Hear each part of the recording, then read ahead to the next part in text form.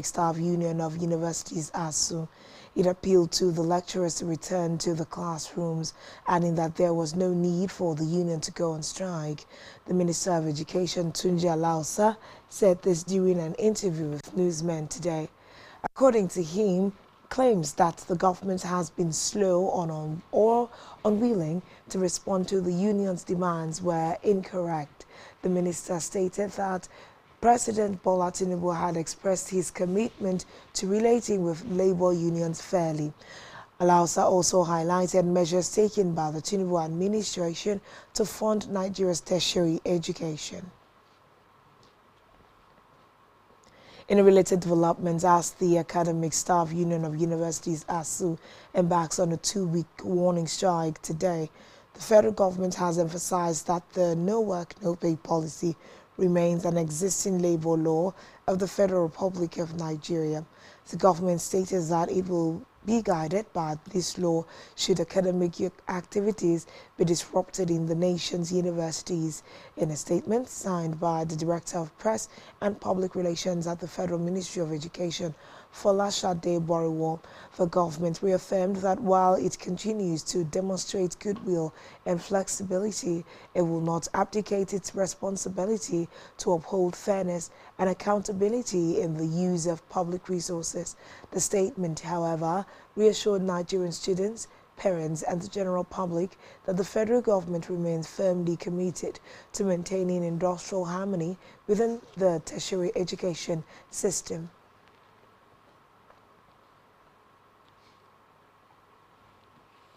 Away from that, the Nigerian Civil Aviation Authority (NCAA) has warned domestic airlines to stop informing passengers that ticket refunds take 4 weeks, saying such claims conflict with the regulator's rule, which sets a 14-day refund deadline. This is as the agency urged passengers who received 4-week refund promises to forward the communications to NCAA officials for investigation. The NCAA's Director of Public Affairs and Consumer Protection, Michael Achimogo, made the admonition in a statement via X today. The reminder comes amid mounting passenger complaints about delayed refunds following cancellations and disruptions. The NCAA has in recent months said it would sanction airlines that fail to process refunds within the time frame set out in its regulations, describing timely refunds as a low-hanging fruit that airlines should prioritize. In a separate development, the presidency says there is no plan to replace the Minister of Finance and Coordinating Minister of the Economy, Wale Edun. This was contained in a statement, stressing that he was recuperating in his Abuja home after falling ill. It also dismissed rumors that the minister suffered a stroke or had been flown abroad for treatment. The special advisor to the President on Information and Strategy, Bayo Nanuga, said the minister is receiving medical care in Nigeria. For clarification from the presidency followed speculation that President Tinubu was considering replacing the minister after reports of his ill health emerged last week. Earlier, the presidency had confirmed that Edun would not be attending this year's World Bank and International Monetary Fund annual meetings in Washington, D.C., stating that the governor of the Central Bank of Nigeria, Olayemi Kadoso, has led Nigeria's delegation in his stead. Appointed August 28, 2023 as Minister of Finance and the Coordinating Minister of Economy, Edun has been at the forefront of President Tinubu's fiscal reform agenda, including efforts to stabilize the naira, reduce inflation, and attract foreign investment. In another development, the Department of State Services (DSS) has cautioned the public against dealing with one Victor Oyedikachi Godwin, a dismissed officer allegedly using the agency's name to defraud unsuspecting individuals. In a statement issued today, the DSS said Godwin was sacked from the service but has continued to parade himself as a serving officer while engaging in fraudulent activities. According to the statement, the former staff has been using the name of the DSS to extort money from members of the public under various pretenses. The DSS urged Nigerians to avoid any dealings with Godwin or anyone claiming association with him. It advised that all legitimate requests, inquiries, or complaints should be directed to the service through its official contact channels.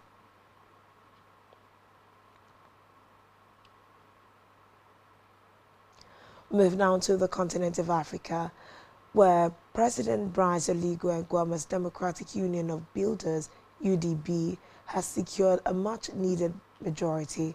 Results indicated after a second round of the parliamentary vote, the party was on course to win 55 seats in the 145-seat National Assembly.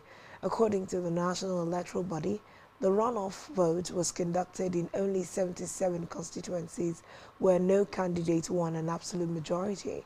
The exercise concludes a political transition after an August 2023 coup by Nguema ended 55 years of the Bongo family's rule over oil-rich Gabon. Still in Africa, Cameroonians have voted in an election that could see Africa's oldest leader, Paul Biya, extend his rule by another 7 years. Voters in Cameroon went to the polls yesterday in a presidential election that is expected to see 92-year-old Biya extend his 42-year rule for another 7 years. If victorious, President Biya would be 99 years old by the end of his new term, continuing his reign in a nation grappling with profound security and economic challenges. Political experts anticipate a win for Biya, who cast his ballot amid tight security at a primary school in the nation's capital, Yaoundé.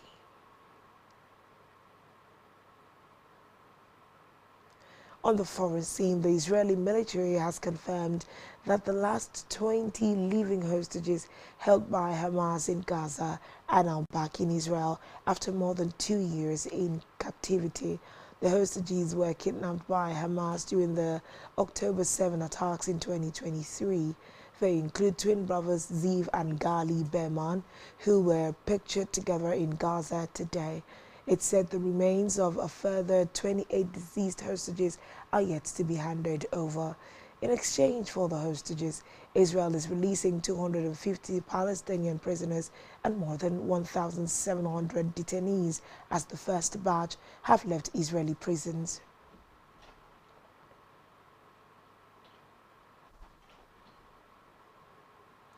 Still on the foreign scene, China's government has said that Donald Trump's latest threat to impose an additional 100% tariff on Chinese goods is a typical example of U.S. double standards.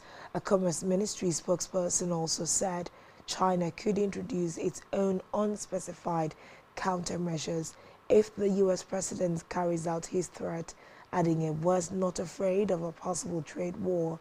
Recall that on Friday, Trump hit back at Beijing's move to tighten its rules for rare earth exports, accusing it of becoming very hostile and trying to hold the world captive. He also threatened to pull out of a meeting with China's President Xi Jinping later this month. Still to come in the news. England striker Watkins out of England's squad to face Latvia. Stay tuned for details of this and more in a moment.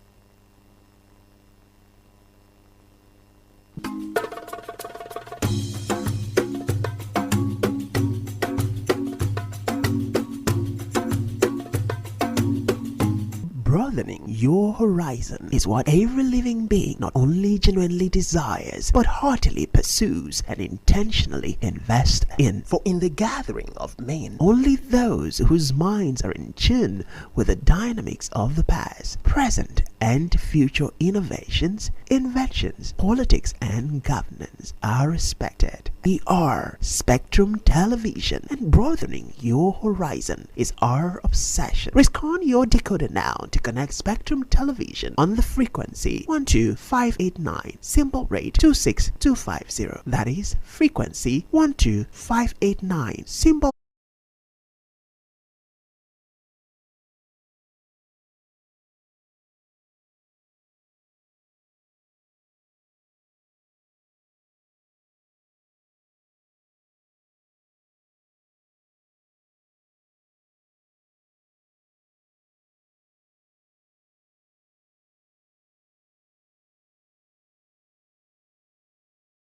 The biggest names, the toughest competition, and the most thrilling moments. From the gridiron to hardwood, and from the pitch to the track. Join us for Sports Central, the most electrifying sports program on television every weekday.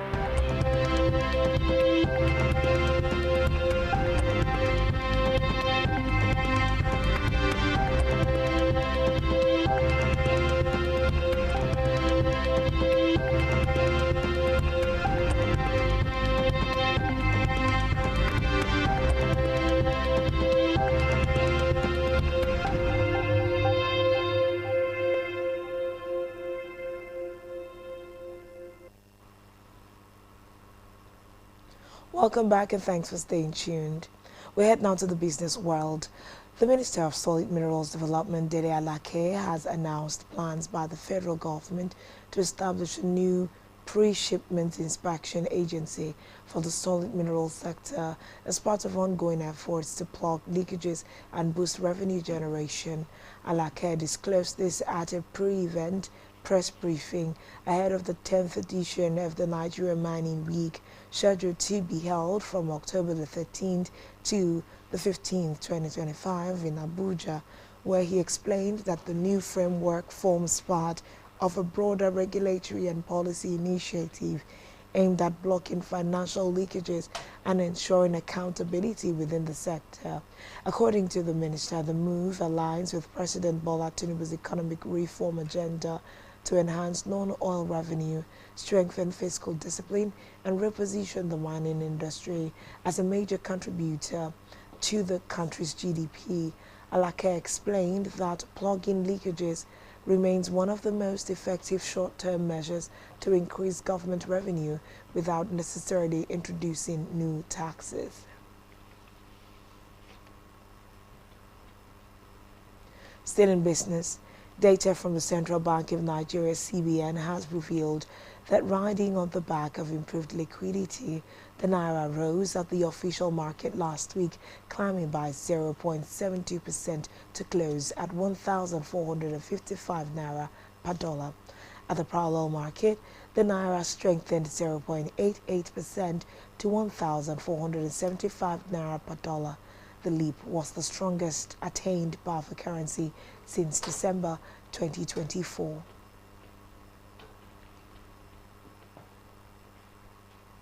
On our health news, the National Agency for Food and Drug Administration and Control (NAFDAC) is partnering with the Nigeria Natural Medicine Development Agency (NNMDA) to develop scientifically proven, safe and effective herbal medicines that meets international standards through properly designed clinical trials.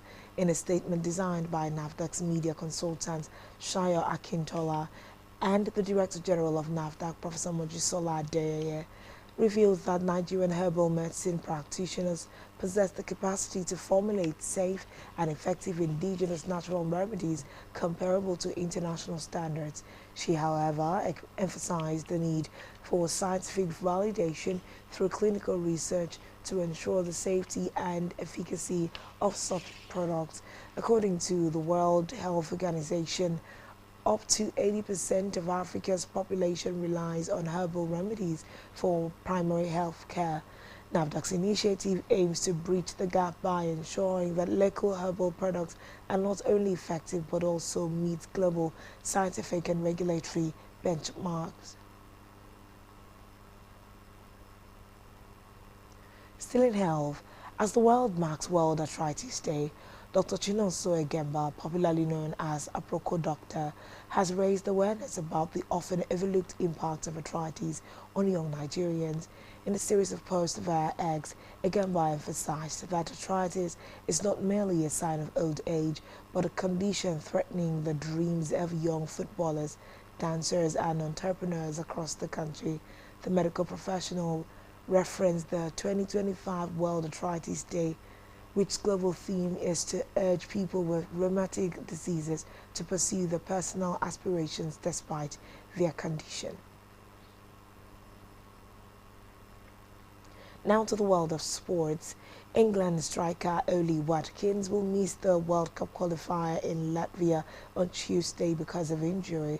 The 29-year-old was replaced at halftime of the Three Lions 3-0 win against Wales on Thursday.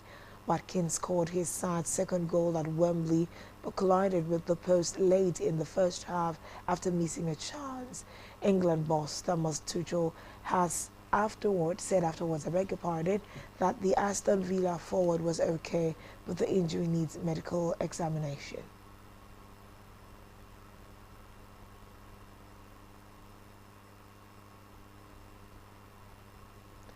Still in sports, former Arsenal and England midfielder Jack Wilshere has been named manager of League One side Luton Town. The 33-year-old succeeds Matt Bloomfield, who was sacked earlier this month, having spent less than a year in charge at Kenilworth Road. It is Wilshere's first full-time managerial role, taking over Luton side 11th in the third tier following back-to-back relegations. He beat Leyton Orient's boss Richie Wellens to the role and is believed to have signed a 3-year deal. On entertainment news, music artist Okafor Uchenna Victor, popularly known as Mr. Real, has expressed concern over what he described as high level of intellectual property theft in Nigerian music industry. The Legbegbe Kuna claimed that Afrobeats as a genre lacks originality, stressing that a lot of songs and ideas on its scene were stolen. He noted that upcoming artists are the most affected but often do not get justice because they do not have many supporters to create awareness about their industry and injustice. And that's all we can bring to you on this bulletin. Stay tuned. Watch more on our social media platforms, all of which you can find at Spectrum TV Live. My name is Uyayem, and this has been Spectrum Television News at 12. Enjoy the rest of your day.